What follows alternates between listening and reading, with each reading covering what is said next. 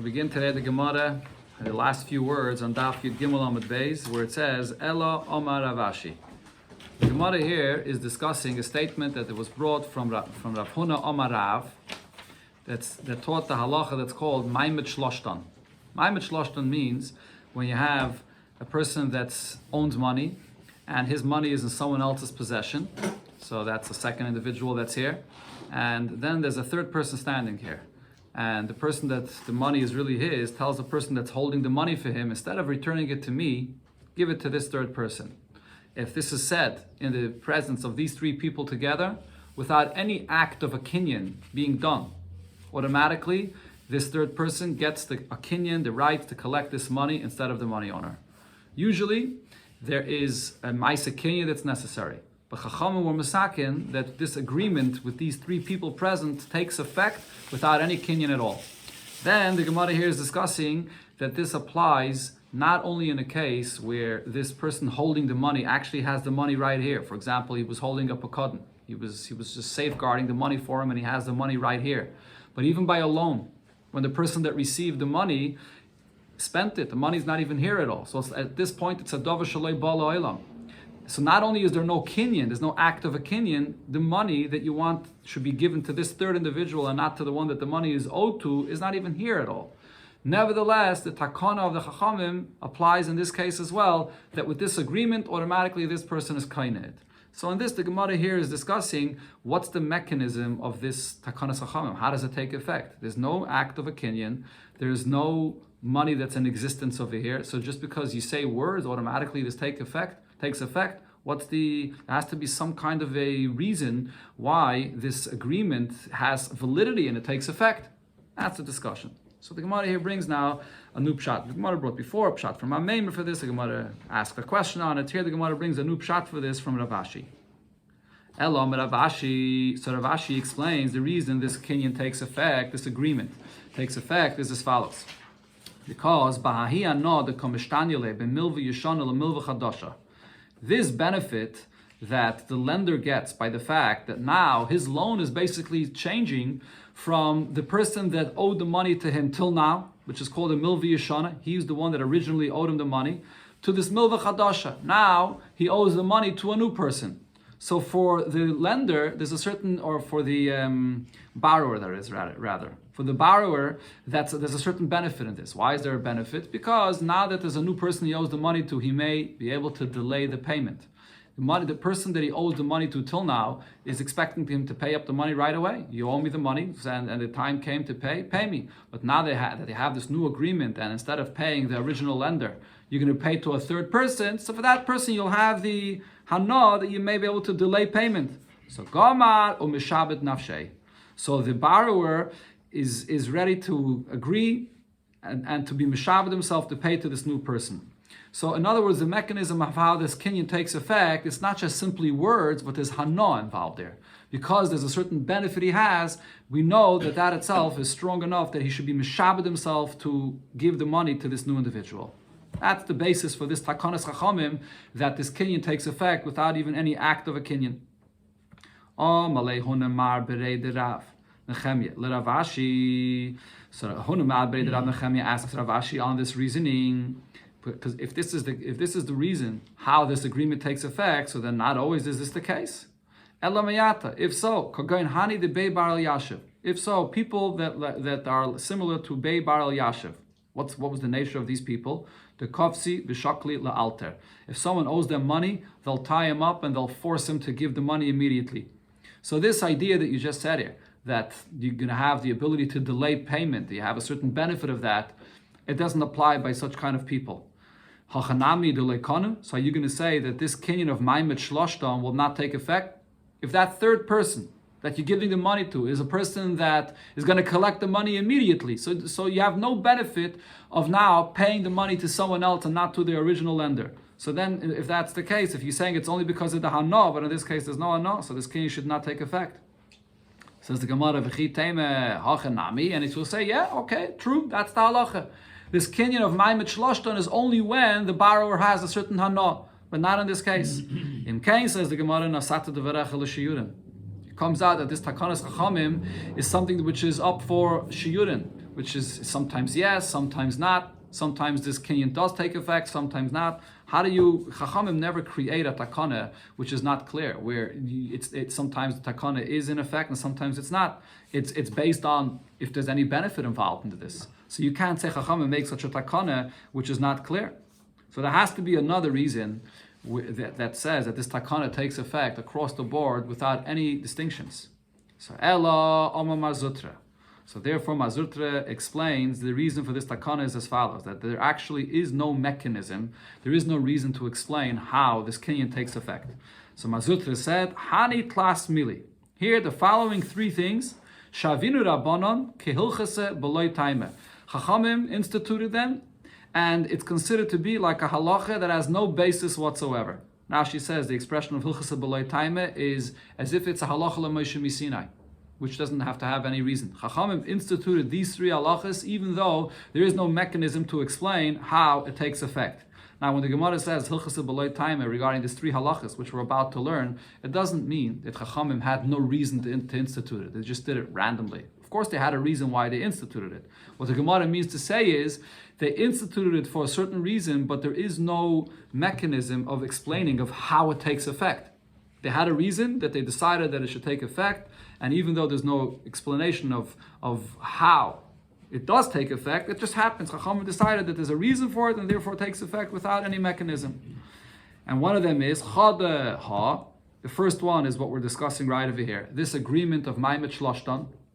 So the Rishayim over here say the reason Chachamim instituted this halacha is to make transactions easier for people. Not always is it so simple to make a Maisa Kinyan for the Kinyan to take effect, even if it's impossible to make a Kinyan. If you have three people together and there's a business deal taking place, so just the agreement alone that the Kinyan should be able to take effect, just to make things smoother and easier. So there's no explanation of how it takes effect, because there's no kinyan here, the money is not even necessarily present, but it takes effect anyways. And then v'idach, another thing that Chachamim instituted that we can't understand, there is no explanation for the mechanism how it takes effect. The Amar Rav Yehuda Mashmuel as follows: Kol ha'kaisiv, kol nochasav le'ishtay. A person writes that before he passes away that all his possessions go to his wife. He writes her a document, so it's pretty clear. He's giving everything to her, nothing to the children. So Chachamim say, how do we understand what he wrote? What's written in this document does not mean that she gets it all. Rather, what it means is that she's just a caretaker. The children inherit everything, and what he was writing to his wife is that she's a caretaker from all this money that belongs to the children. So this is also a hilchas b'lei taime, because if you look at the document, it says clearly, I'm giving everything to my wife. But nevertheless, Chachamim are estimating that the person does not want to deprive his children from any money, of any possession. So he must have meant to give it to his children. And the wife is just a caretaker. So they're saying something that's against what's written clearly in the shtar. And Rashi says, Chachamim have the power to do this with hefker, bezdin hefker. That's the kayach of Chachamim that's learned from a pasuk that Chachamim could declare any money ownerless, and they can give and say that the money belongs to the children and not to her. V'idach, the third place where Chachamim established a takana, even though there is no mechanism of how it takes effect. The Amar Rav Chananya. Rav Chananya said, Hameisi isha lebnoi gadol. A person marries off his oldest son to a wife, bebayis, and he prepares a beautiful house for the chasana itself. So this is a house that he buys or has especially for this chasana that he empties out and for his son, for the chasana to take place there. So then Kanoi, the son, will acquire this house to be his to live in, because the son doesn't have anywhere else to live. And it's our estimation that the father wants the son not only to get married in this house, but also to live there. He has no other place to live. So even though there was no act of a kinyan that was done that this kinyan should take effect, but the very fact that the father designated this place for the chasana of the son, there is an estimation that the father means that he's going to live there as well, because he didn't prepare many other house to live in. So this is the conclusion of the Gemara, that this halacha of Maimet Shloshtan, amongst the other halachas, there is no mechanism of how it takes effect, but Chachamim instituted that it should take effect anyways. Amalei Rav, Lerav Ache, Bardela. Rav, which was the one that said this halacha of Maimet Shloshtan, so he said to Rav Ache, Kabedu muraike isli gabach. I have a kab, a certain measurement of muraike, which is some kind of spice, what is that, saffron. I have a kab of saffron by you. So he says, instead of returning it to me, give it to this third individual. And ba'apei kaminaloch, and I'm saying this in front of this person. That person was standing right there. I'm saying it in front of this person, the loy hadronabi. So I can't retract from this. So this takes effect. It's a kinyan, and this third person now has the rights for this. So the Gemara says, what was he emphasizing over here? He's saying, I'm saying it in front of this person that I can't retract. Miklal, it sounds like what he means to say is, the iboy hadebe, motzi hadebe. That if he wanted, he could retract from this. And so Rashi says, the Gemara understands that what Rav was saying is that I'm promising this person that I will not retract from what I'm saying, that I want you to give it to him and not to me. So, but it's a promise sort of. But if I wanted, I could retract from this. But the question is, isn't Rav the one that said that there's a kinyan of Maimet Shloshtan? If you say that give it to him instead of me, it's kinda, it takes effect that now you must give it to that person and you can't retract. So why is the Gemara here saying that he was promising him that he won't retract from this? So the Gemara says, no, we misunderstood what Rav was saying. Hachi ka'amar. Rav was saying exactly like we said before. Devarim alalu. When you say this, when these three people are standing together, and the money owner, or in this case, the owner of this spice, of this saffron, Rav, he said, give it to this third person. Once he says this, you can't retract from this. That third person is kainet, it's his. That's what Rav was saying here. But why did Rav have to say this and emphasize this here? Ha'amar Rav chodazimna. Rav already said this halacha before, as was quoted before in the Gemara. The Amar Ravuna Rav. Ravuna said this in the name of Rav. Mana li biyotcha. A person comes to his friend and says, you owe me a mana. And there's a third person standing there, and he says, Tneyu l'ploini, give it to this person, third person instead of me. The maimat shloshton, if they're all three standing there, kana. So the third person has acquired this, and now the original owner has no rights to retract. So why does Rav repeat this again here? Answers the Gemara, Imahi. If it was only this that Rav Huna said in the name of Rav, Hava Mina, I would think, Hanimili Matone Merube. When is this Chachamim's takana take effect? Only if it's a large gift, like a mana, if there's a lot of money here. Avamatana muetes, if it's just a small item, like over here, the case of Rav with Rav Acha Bardala was just some saffron. So maybe in such a case, it should not take effect. Avamatana muetes loyli boy bifanov. And so in such a case, it should not take effect. Or in such a case, loyli boy lefanov, he should not even have to be there in front of you. Okay, that's what the Gemara means over here. Again, if it's a matana merube, so because you're giving such a large gift, so then you have to have this third person present in order for this gift or this kinyan to take effect. But if it's such a small thing, so then maybe this halacha that it goes to this third person is even if the person is not present there. Faket, by a matana muetes, there'd be a svara that you don't even need him to be present. Mashmalan, that's why Rav over here is saying that he's standing in front of us, and I'm telling him right now that I'm giving it to him. That's the only reason why it takes effect. The halacha of Maimet Shloshton always requires the third party you want to give it to be standing there. Then he's kainet. Okay, the Gemara now brings here another few stories in connection to this halacha of Maimet Shloshton. Hanog again? No. No, not connected to that at all. You can give it to him even if he's not standing there. No, this is without a kinyan. There's no kinyan, and there's no. It's not. It could even be it's a dava shalei bala olam, but nevertheless, it becomes his just by words. That's atakanas chachamim. Hanu ginoi. There were these gardeners. The avid chushbene bahadi adadi. So these gardeners basically were using someone's property and they were planting their vegetables there, and they sold their vegetables. So they together they were planting and they sold. So when they were done, when the season was done, so they made a calculation amongst themselves of exactly the amount of money that each one had, and the income, the profit, and the expenses. And they figured out that Posh Chamesh Isteri Zuziga B'chad Minayu, that one of them had an extra 5 isteri, which is coins. Rashi says Sela Medina. He had extra 5 Sela Medina that was left by him that he owed them, that he owed his other partners here. So Amri Lei, they said to him, Yavinu Na'alei L'mare Ara.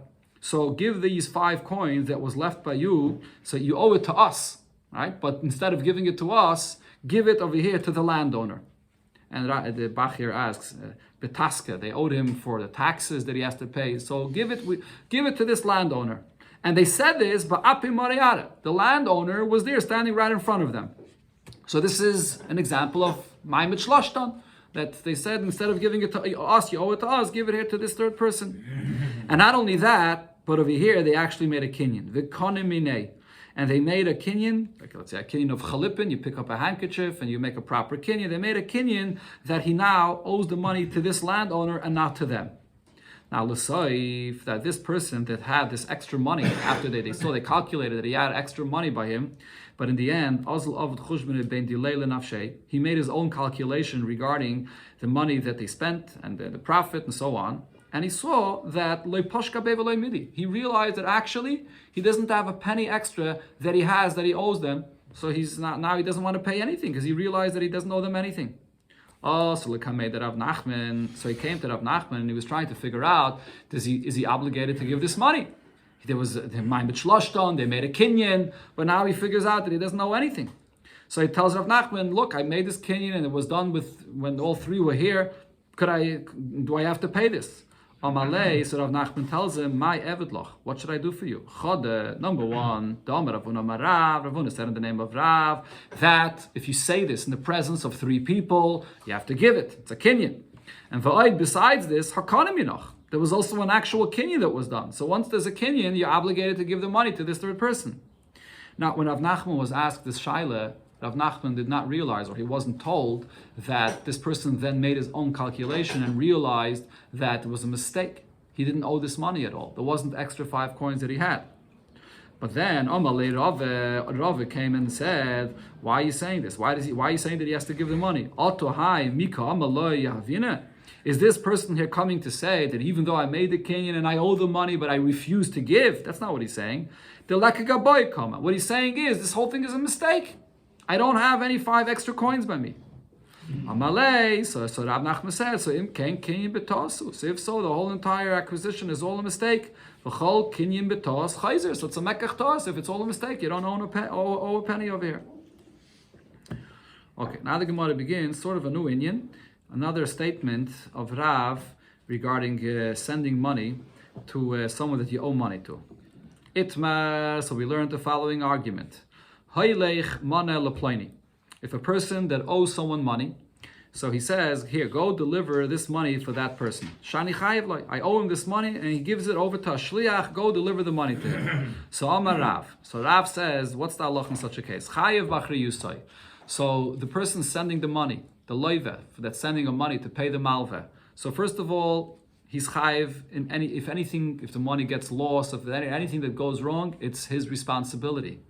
Because he has to pay the money to the one that he owes it to. If he's giving it to a shliach, so until it doesn't come to that person that you owe the money to, it's your responsibility. Okay, that there's no argument about. But here Rav says, but v'im ba lachzor ein a chayzer. But on the other hand, though, once you give the money to the shliach to deliver the money to the person that the money is owed to, you can't tell him, give me back the money. You can't retract from this and say, oh, I changed my mind. I don't want to pay yet. Give me back the money. Once you gave the money to him, he is zeiche in it for the person that the money is owed to, and you can't take back the money. Shmuel Amar, but Shmuel says, no, mitoich shechayev b'achri yusay, because until the money reaches to the person that you owe it to, you still have the responsibility for this money. You didn't really pay him yet. You're supposed to pay him directly. Until then, you're chayev. So therefore, in Baal Lachzar Chayzer, until the time that the money reaches to the person that you owe it to, if you decide to take back the money, you can take back this money. It can be Chayzer. Okay, so what do you see of it? What's the argument? Everybody agrees that you're chayev, you're in the achrayus of this money. It's your responsibility until the money gets to that person you owe it to. But the argument is, once you give the money, could you be chayzer or not? Could you take the money back? Says the Gemara, leime ba'ka miflagi. Shall we say that the basis of their argument is the following point here? The Marsavar, Shmuel's opinion is, or rather Rav's opinion is again, Rav's opinion is, Haylech kizachi dami. When you gave the money to this person, and you told him, deliver the money to the one I owe it to, it's as if you're telling him, be zeiche in this money for that person. So once you told him, be zeiche, that you should acquire the money for that person, so you can't take it back. You agreed already. You gave it to him to be zeiche for that person. So true, you're still chayiv in the achrayis because that person that you owe the money to never told you to give it to the shliach. he told you got to pay me directly. So if you're giving it to a shliach, he's still going to be responsible until the money reaches him. But nevertheless, once you say haylech kizachi, you gave away the money, you agreed that person should take it and be zeiche in it for that person, you can't retract from that. That's Rav's opinion. But Amar Savar, Shmuel's opinion is haylech lav kizachi dami. When you tell someone, deliver the money to this person that you owe it to, so but it's not like you're telling him be zeiche in it for that person. So you're giving it to him just to deliver. But if you want to take it back, you can always take it back. That seems to be the basis of the argument there. But the Gemara says, Loi, that's not the basis of their argument. The kul alma, everybody would agree, haylech kizachi dami. Then in another case, if you're just sending money to someone as a gift, and you just tell him, haylech, go bring this money to that person. Everybody would agree that in a usual case, kizachi dami. It's as if that person, you told him clearly, be zeiche in this money, I'm giving it to you. It's a kinyan that I'm giving over the money to you to be zeiche for that person, and therefore you can't retract. Everybody agrees to that. But for hacha, over here, it's a different story. Over here, we're talking about a loan. We're talking about money that you owe someone. And baha kamifligiyot. Therefore, over here, the argument is as follows. Mar Savar, Rav's opinion is, lo yamrinan migu. We're not going to say that because this money is still in your responsibility. The Gemara doesn't spell out over here what this migu is. But migu over here means because. That's a literal translation of the word migu. Migu means because this money is still in your responsibility. So even though usually when you give a shliach to deliver money, you're basically telling him, be zeiche in this money for that person, but over here, because you owe this money, so it's still in your responsibility, so therefore you can say, look, if it's still in my responsibility, so therefore, if I want, I can retract. Over here, in this case, I'm not telling him to be zeiche. Why? Because it's still my responsibility. If it's my responsibility, so that means that the person I owe the money to was not zeiche in it yet. Rav does not hold to that svara. Rav says we could split this thing. On one hand, we say that it's still your responsibility, but on the other hand, we do say that this person is holding the money. There's a kinyan. He was zeiche in the money for the person that the money is being sent to him, that you owe it to him. But Amar Sava, Shmuel's opinion is, Amrina and Migu, that in this case we're going to say, even though usually I say that when you send money to someone and you give it, the moment you give it is as if he's zeiche in it, but not over here. Over here, because you have still the responsibility for this money until it reaches that person, so in this case, we don't say that it's as if you are telling him to be zeiche in it. It's still my responsibility. So therefore, he was not zeiche in it, and you can retract from this. That's the simple pshat in the Gemara. There's other Rishonim that have other pshatim over here, but this is the simple pshat in the Gemara. Says the Gemara, Tanya Kavasei de Rav, we learned in the Braisa like Rav's opinion. So this over here in this Braisa, there's a few different examples that the Braisa says. Either the language that this person that's sending the money says, go deliver the money to this person that I owe it to him. So this is chayiv means, for example, you owe him, you borrowed money from him, or you said 10 mana l'ploini shani chayiv, give this money to this person that I owe him the money. Or you said, or if it wasn't a case of a loan, you didn't borrow money, but there's a pekadon, a deposit that you were safeguarding the money for him, he's sending him back the money. Or 10 mana l'ploini, give this money pekadon, this pekadon sheyeshloi biyadi that he has in my hands. In all of these cases, the Braisa says, like Rav said, chayiv b'chri yusai. So on one hand, the person sending this money, well, it's his responsibility, whatever happens to the money until it reaches the person you owe it to. But at the same time, though, but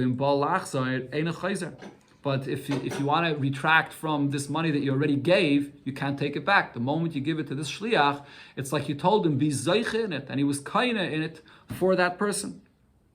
So you see here clearly in the Braisa, like Rav's opinion. But the Gemara asks on this, here the Braisa brings another case that was not mentioned clearly before. Before we spoke about the case of a loan, you're sending money to pay back a loan, or you're giving a gift. Here, this Braisa speaks about a pekadon. You're giving a shliach to return money that you were just safeguarding for someone. But if it's a pekadon, why can't the person sending back the pekadon say to the shliach,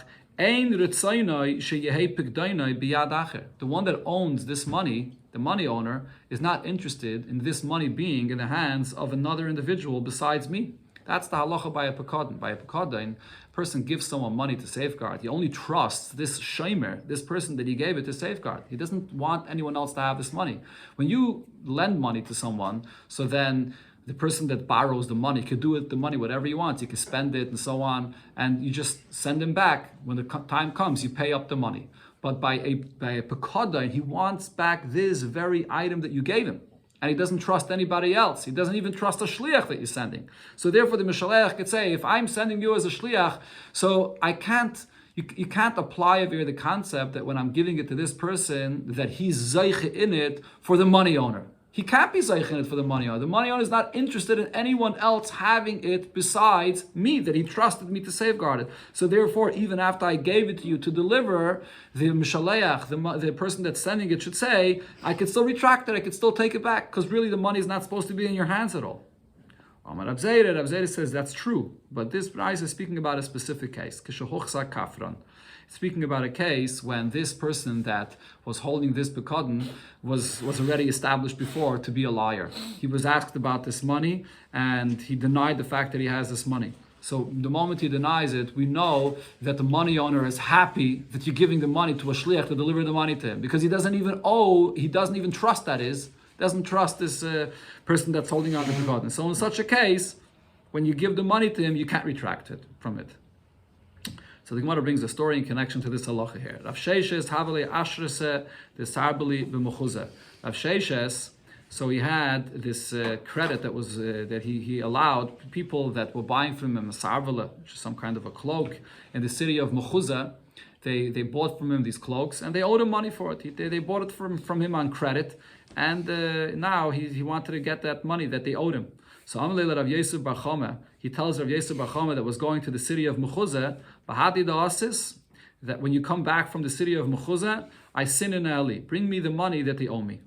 Alzal, he went to the city of Mechuza, Yavinule, they gave him the money. Now Omri Lei, those people that owed Rav Sheishes the money, said to this shliach that they're sending here, Rav Yosef Bar Chama, they said to him, Nikni minoch. Why don't you take a kinyan to obligate yourself to take responsibility for anything that happens with this money? So we just learned here, the Gemara said that the shliach that's delivering the money, who has the responsibility if anything goes wrong? The person that's sending it. Because he owes the money, he has to give it directly to the person that he owes it to. If he's sending a shliach, it's his responsibility for anything that happens in between. But over here, they didn't want to take that responsibility. So they told him, take a kinyan that you're going to take the responsibility.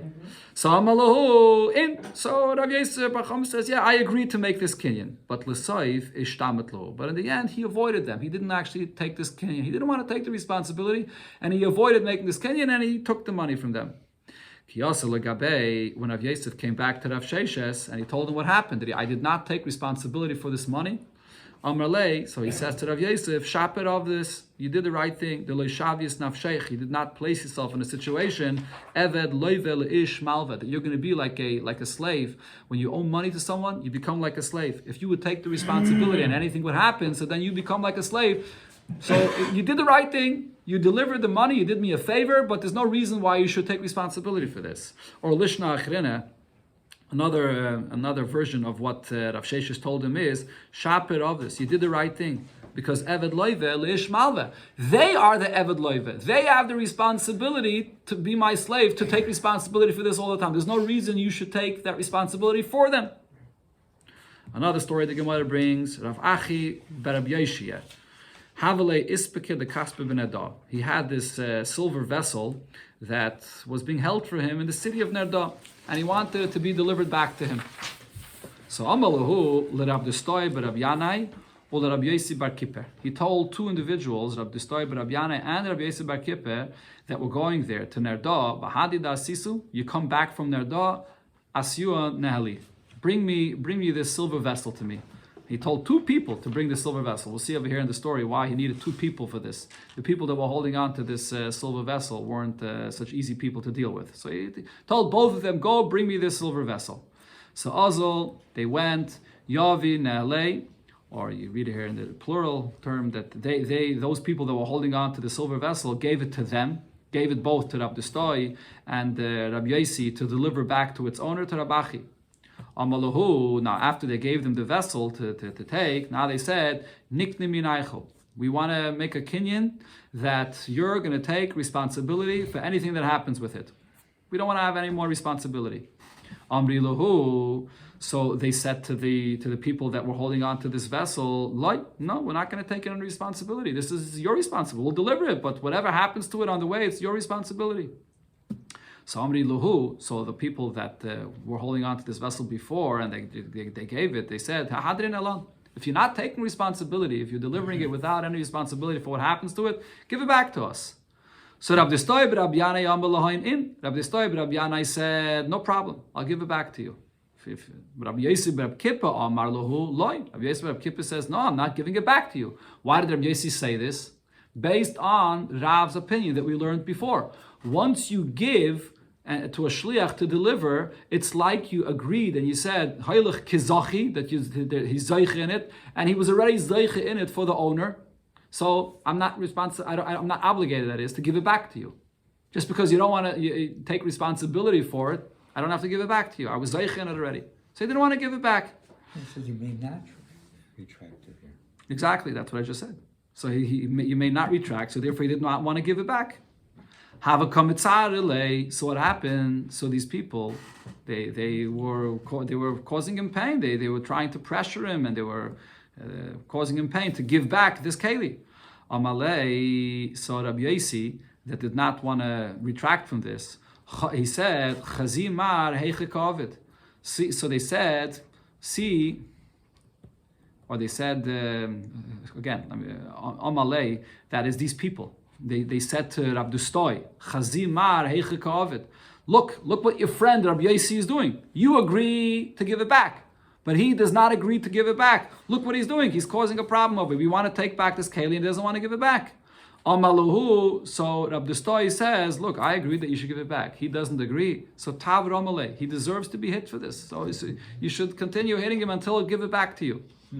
Okay, so there's this sort of this agreement over here between Rabbi Distoy and Rabbi Yossi. Rabbi Distoy agrees to retract and give it back, and Rabbi Yossi does not. And Rabbi Distoy says, "Don't get me involved in this. He doesn't want to give it back, so he deserves to be hit." Okay, ki asa legabe. Now what happened? Both Rabbi Distoy and Rabbi Yossi came back to Ravachi. They came back to the one that sent them to pick up this silver vessel. I'm not sure if they brought the vessel with them or they did not bring the vessel with them, what ended up happening, but they came back to him.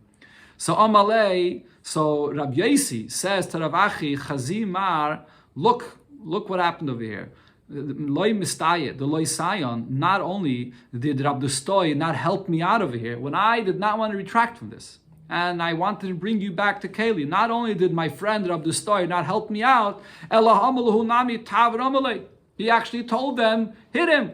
If you want to get back to Keli from him, hit him. So why didn't he help me out? The halacha is that once I get to Keli, so then they're not allowed to retract from this. I wasn't supposed to give it back to them. So why did Rabbi Distoy not support me?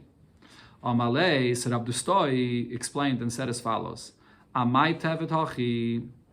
Again, sorry again. Amalei, Rav Achi that is. Rav Achi said to Rabbi Distoy, Amai tevet hachi, why didn't you support your friend Rabbi Yossi? If this is the halacha, that once you get the vessel, you're not supposed to retract from this, so why didn't you support him?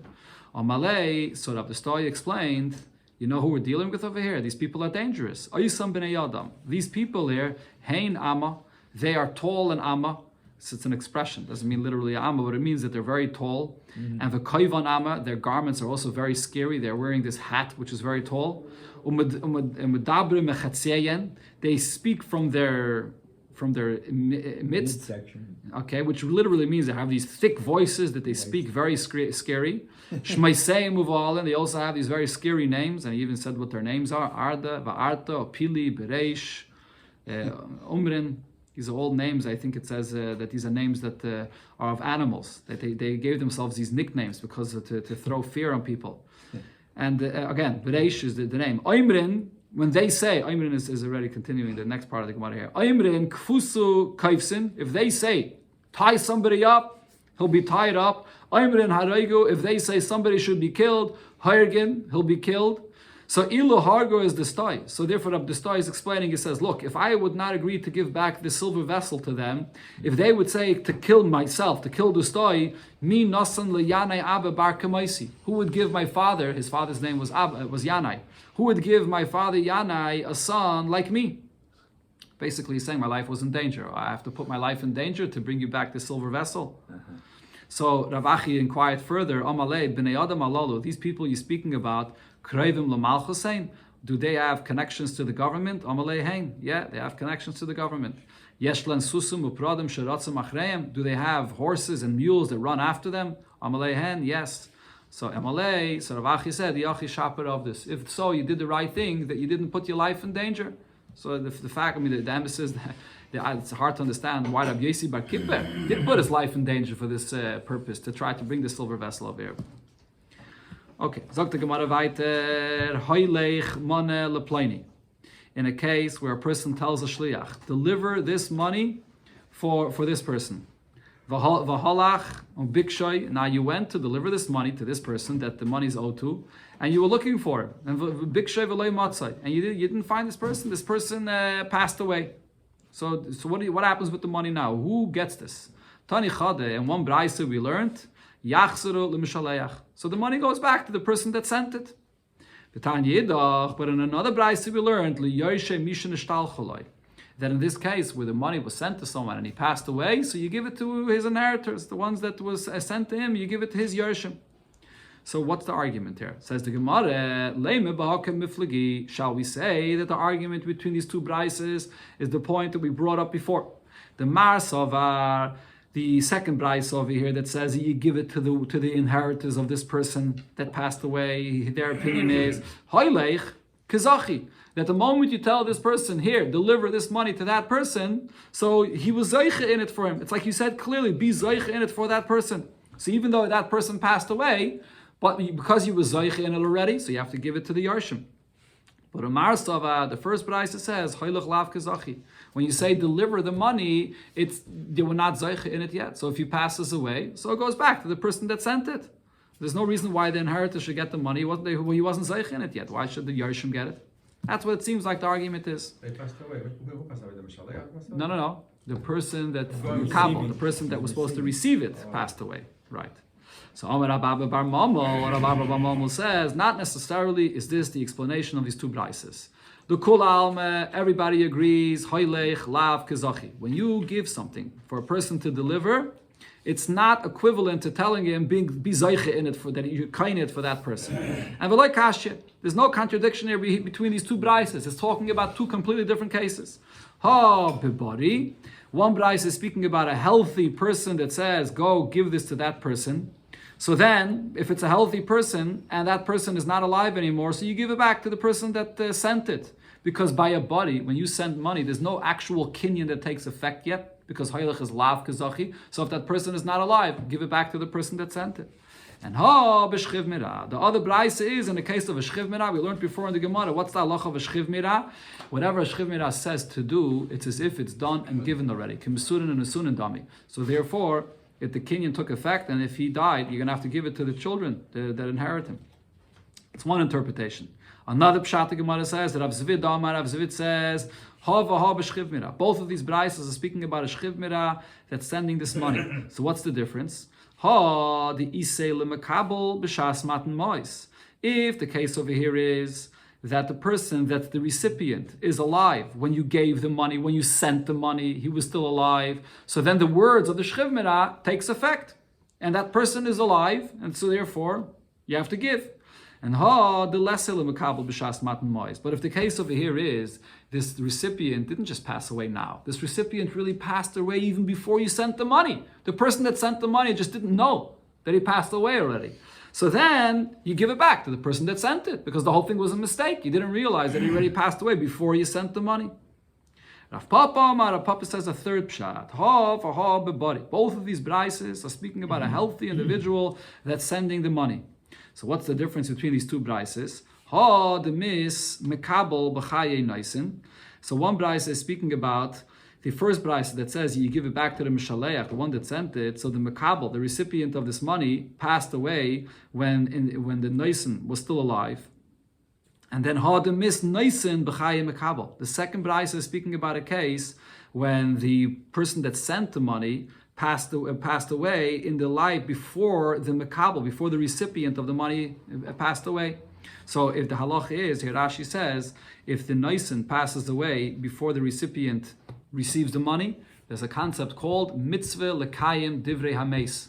even if he wasn't a shchiv mirah when he said to give the money, but there's a mitzvah to fulfill something that a person said when he was alive and he now passed away, there's a mitzvah to fulfill it. So because he passed away before the recipient received the money, so then you don't give back the money to his children, to the one that sent the money's children, you give it to the person that the money was sent to the recipient, because there's a mitzvah to be mekayim what he said. But if he did not pass away, so then you give the money back to the person that sent it. That's the pshat in these two brises. Okay, but now here the Gemara brings another brisa that discusses this subject, and it brings up a few opinions about this. It says the Gemara, Leime, shall we say, Hoylech kizachi. This question, when you give a person to deliver money, is it equivalent to telling him, be zoiche in it for that person? And he was already, he acquired it for that individual. Tanoi, but it seems like over here in this brisa, it's a machlekes Tanoim. The Tanya will learn in the brisa, Hoylech mana leplaini. You send money and you say, here, deliver this money to this individual. Halach, and you went to Biksha, you looked for him, you didn't find him, he passed away already. So the first opinion of the Brisa says, Yachsara l'mishalayach, give the money back to the one that sent it. Goes back. Meis mishalayach, what if the mishalayach passed away? So now the person you sent the money to passed away, and the person that sent the money passed away. So who does it go to? Rav Nassim and Rav Yaakov Amru. Rav Nassim and Rav Yaakov both say, Yachsaru li'yarshim mishalayach. You still give back the money to the yarshim of the mishalayach. You don't give it back to the recipient, you give it to the one that sent the money. But another opinion here is, no, you give it you give the money to the person that, the yarshim, to the money that was sent to him, to the recipient, there, his yarshim. Rabbi Yehuda Hanasi Omar Mishum Rab Yaakov. He says the name of Rab Yaakov. She'Omar Mishum Rab Meir. That said in the name of Rab Meir. Mitzvah lekayim divrei ameis. That now that the person that sent it passed away, it's a mitzvah to fulfill what he says. And because he sent the money to this person, so even though that person is not alive anymore, but you have to fulfill what he said, and therefore you have to give it to the yarshim of the people, of the person, of the recipient. Okay, what Rabbi Yehuda Nasi says seems to be very similar to the Yeshua Imrim. We'll see in the Gemara soon the difference here. The Chachamim say, Yachloiku, that this money has to be split. It's not clear who to give it to the person that sent it or to the recipient, so you got to split this money. And the Kan Omru, over here in Bavel, that is, they paskin that Kol Ma Sheyirtze Shliach Yaseh. The Shliach himself has a choice. He chooses who to give it to.